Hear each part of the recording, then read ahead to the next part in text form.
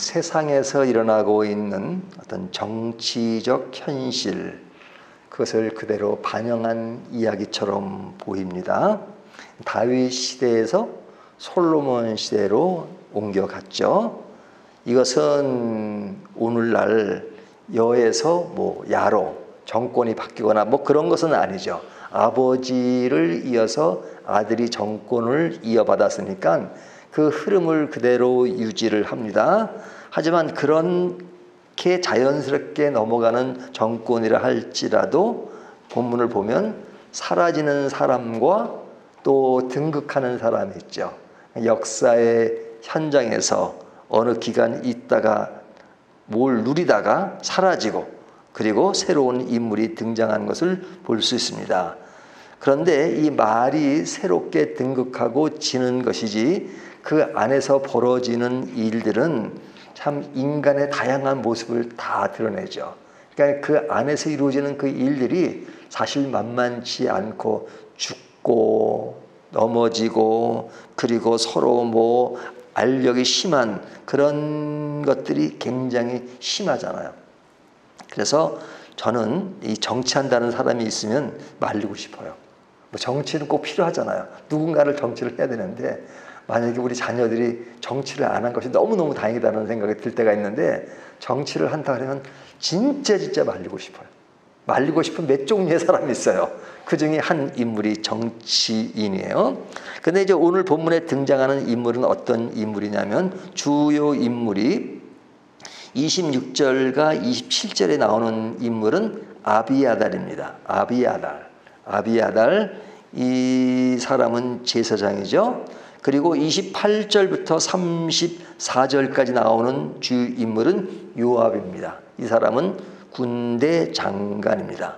근데 지금 오늘 본문에서 이들이 사라지는 이야기를 하는 겁니다. 솔로몬 시대로 들어오면서 이들은 사라지고 그리고 누가 등극하냐면 35절을 보면 이 왕이 이에 여호야다의 아들 브나야를 요압을 대신하여 군사령관으로 삼고 또 제사장 사독으로 아비아달을 대신하게 아니라 말이 대신이지 완전히 이제 그냥 한쪽은 그냥 물러난 것이고 쫓겨난 것이고 죽은 것이고 그리고 새로운 인물들이 그 자리에 앉게 된 것이죠. 그러니까 이런 일들이 이제 정치사에 늘 있는 일이잖아요.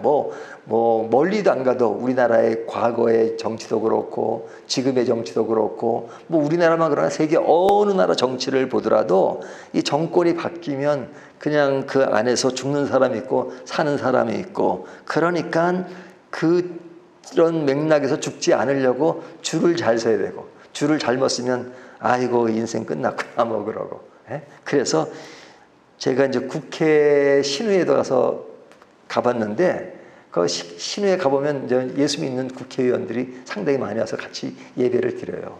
하지만 선거 때는 교회로 오는 게 아니라 점쟁이한테 간대잖아요. 왜 예수 믿는 사람도 점쟁이한테 가고 국회의원들이 그렇게 배웠다는 사람들이 그 선거 때만 되면 점쟁이들에 그렇게 많이 간대요. 그게 처음에는 잘 이해가 안 됐는데 지금은 이해가 좀 되는 것 같아요. 왜 그래요? 그 안의 세계가 죽고 사는 세계고 아주 치열한 세계니까 그들도 인간의 약함을 아니까 그냥 점쟁이라도 붙잡는 거예요. 그러니까 성경에 나오는 사울 왕이나 이런 사람들도 점쟁이한테 찾아가잖아요. 하나님을 믿는다 하지만 점쟁이한테 찾아가고. 왜? 인간의 나약한 그 면이 있기 때문에 그렇습니다. 그러니까 그것이 당연하다가 아니라 인간의 실체가 그렇다는 겁니다.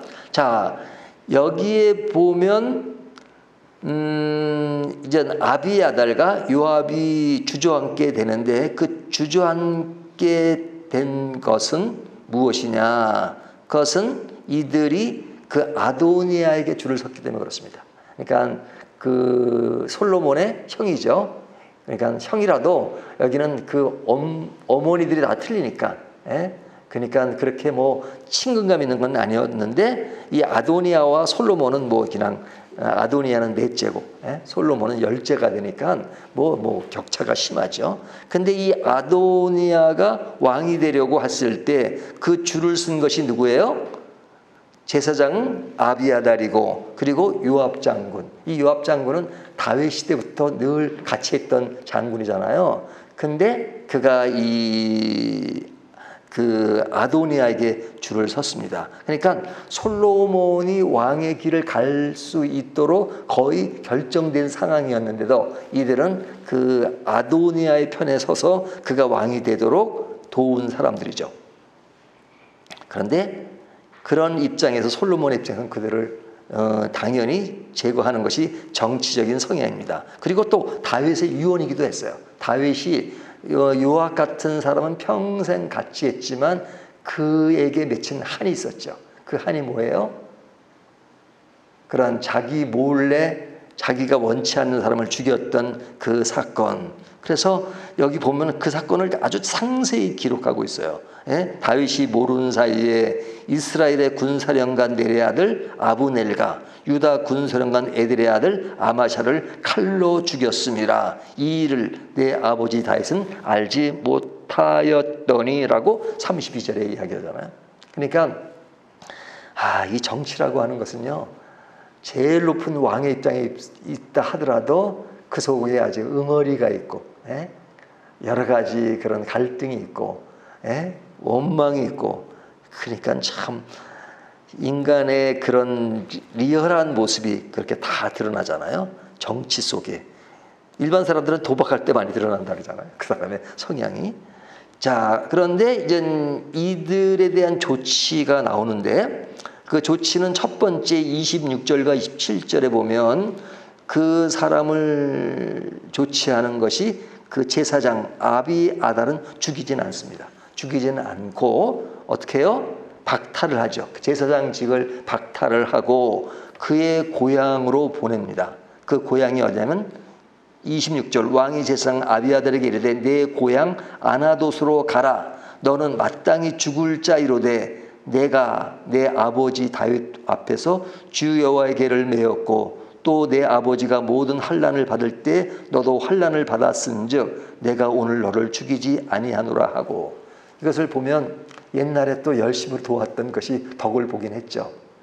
그러니까 다윗에게 했던 그 공로가 있으니까 그것 때문에 이 아비아달은 죽진 않습니다. 그리고 이제 자기 고향으로 가게 되죠. 그렇지만 고향으로 갔다고 해서 모든 것이 끝난 것이 아니고 27절을 보면 이런 말을 하죠. 역사적 평가를 하는 겁니다. 아비아달을 쫓아내어 여호와의 제사장 직분을 파면하니 여호와께서 실로에서 엘리의 집에 대하여 하신 말씀을 응하게 함이니라. 그 엘리 제사장 집안의 어떤 가문에 일어날 일들이 예언된 것이 있잖아요.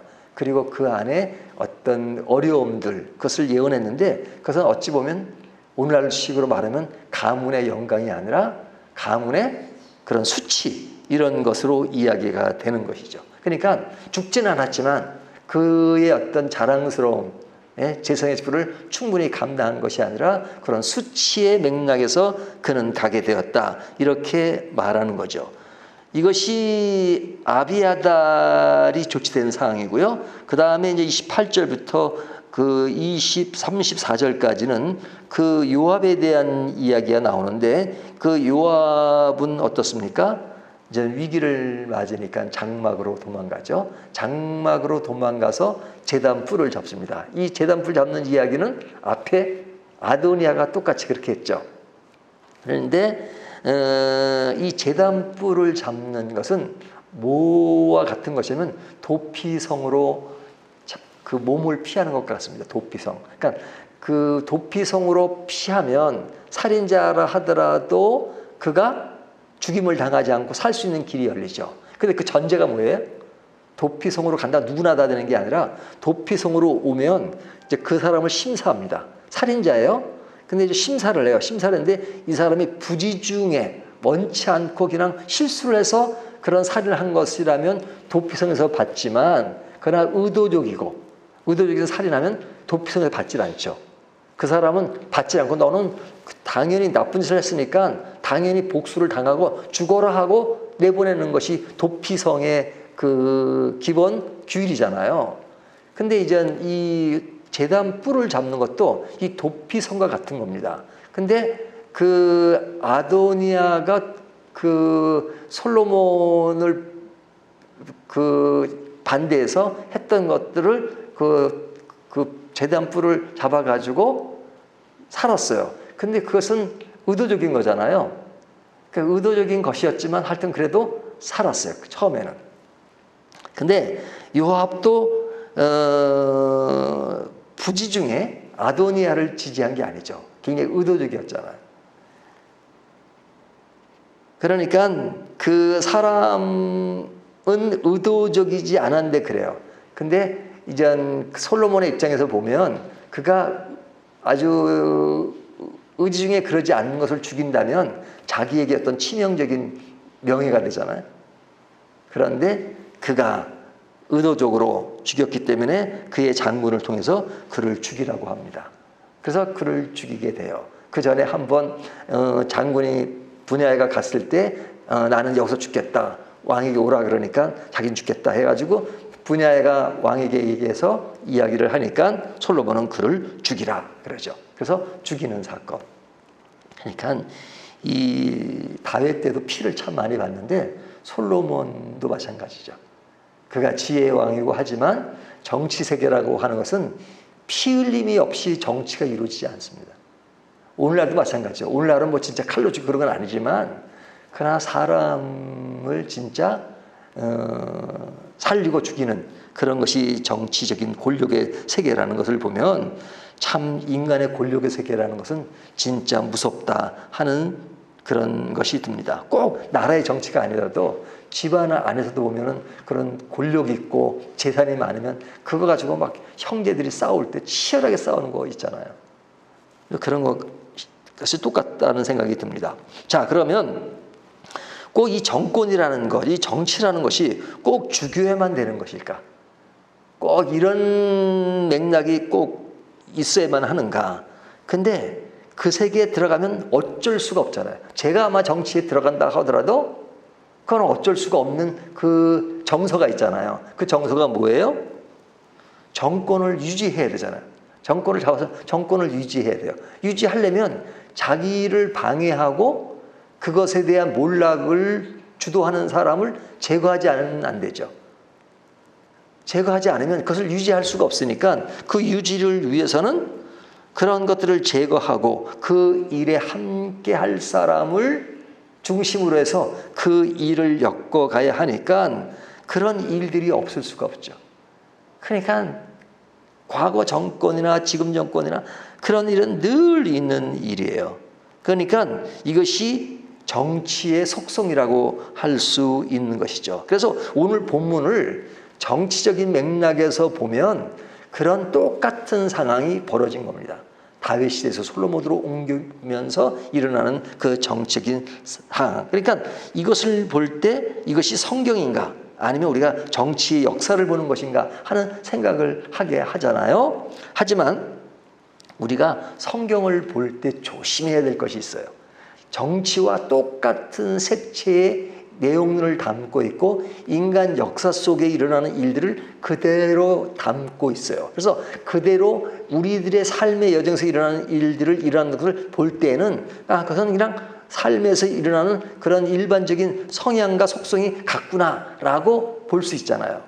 그래서 정치하는 사람이나 또는 다른 분야의 그 일하는 사람들이 성경을 그런 맥락에서 보니까 성경은 내가 하는 일에 상당한 아이디어를 주고 뭐 도움을 준다라고 생각하는 경우가 많아요. 경제학자들은 경제를 성경에서 배우면 많은 것을 배울 수 있어요. 정치는 정치를 통해서 또 여러 가지 분야에서 그건 사실이에요.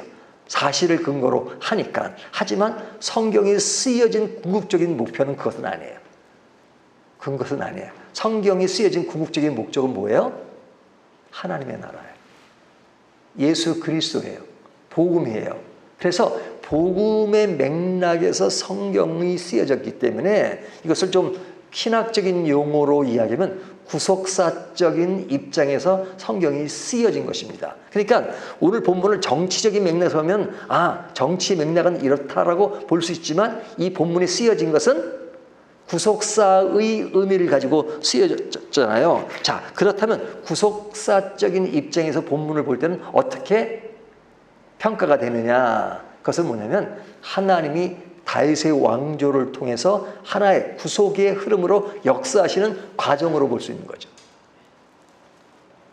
그래서 그 관점에서 하나님의 나라가 전개되는 겁니다. 하나님이 약속한 다윗을 통해서 솔로몬을 통해서 솔로몬 때 성전이 건축되고 해서 결국은 그것이 그 유다를 이루게 되고 유다 왕국을 이루게 되고 그 유다 왕국의 마지막은 그리스도로 연결되도록 하는 것이 구속사적인 입장이잖아요. 그런 입장에서 정적인 맥락을 좀 뒤로 하고 본문을 보면 메시지가 달라질 수 있죠.